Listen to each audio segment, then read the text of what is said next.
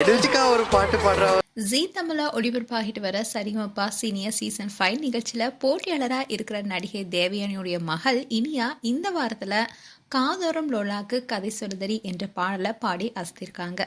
அதே மாதிரி இந்த வாரம் சிறப்பு விருந்தினராக வந்த நடிகர் நக்குல் தன்னுடைய அக்கா மகள் இனியாவுடைய பாடலை கேட்டு வியந்து பாராட்டியிருக்காரு. இந்த ப்ரோமோ இப்போ சோஷியல் மீடியாவில் வைரலாயிட்டு வருது. ஜீ தமிழ ஒளிபரப்பாகிட்டு வர சரிகமபா நிகழ்ச்சிக்குன்னு அதிகமான ஃபேன்ஸ் இருக்காங்க.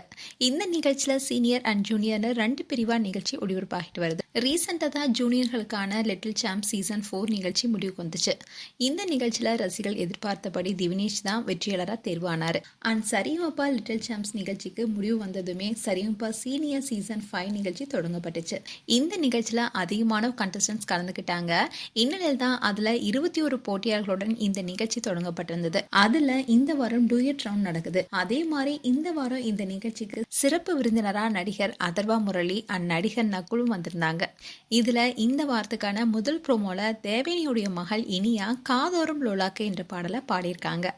அந்த பாடலை கேட்டு வியந்த தேவயானியுடைய தம்பியான நக்குல் சந்தோஷத்துல ஓடி போய் இனியாவை கட்டி அணைச்சு பாராட்டியிருக்காரு. இவ்வளவு எனர்ஜெட்டிக்கா ஒரு பாட்டு பாடுவான்னு நினைச்சே பார்க்கல. இனியாவுடைய குரல் அவ்வளவு அருமையா இருக்குன்னு பாராட்டியிருந்தாரு.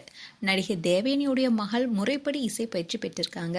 அதை பத்தி ஏற்கனவே பல இன்டர்வியூல தேவயானி பேசியிருப்பாங்க. ஆனா சரிகமபா நிகழ்ச்சியில சாதாரண ஒரு போட்டியாளராக தன்னுடைய மகள் கலந்து கொண்டிருப்பதை குறித்து முதல் வாரத்திலேயே தேவயானி பெருமையா பேசியிருந்தாங்க. அப்போ என்னுடைய மகள் யாருடைய தயவும் இல்லாம மக்கள் முன்னாடி ஆதரவு பெறணும் என்று நினைச்சுதான் இந்த நிகழ்ச்சியில கலந்து கொண்டா. தன்னுடைய சொந்த திறமையால தான் முன்னுக்கு வரணும்னு என்னுடைய மகள் நினைச்ச இடத்துல வெற்றி பெற்றுட்டான்னு நினைக்கிறேன். என்னுடைய மகளுடைய உழைப்புக்கும் அவளுடைய முயற்சிக்கும் ஒரு தாயா நான் துணை நிற்கிறேன்னு பேசியிருந்தாங்க. தேவயானி சினிமாவில் முன்னநடிகா இருந்தாலும் யாரிடமும் தன்னுடைய மகளுக்காக வாய்ப்பு கேட்டு அவங்கள சினிமாவில் அறிமுகப்படுத்தாம அவங்களுடைய முயற்சியால் முன்னுக்கு வரணும்னு தேவயானி எடுத்த முடிவை எல்லாருமே பாராட்டிட்டு வராங்க. அதே மாதிரி தேவயானியுடைய மகள் தன்னுடைய அம்மாவை போலவே இந்த நிகழ்ச்சியில் தொடர்ந்து பாவாடை தாவணிலே வந்துட்டு இருக்காங்க.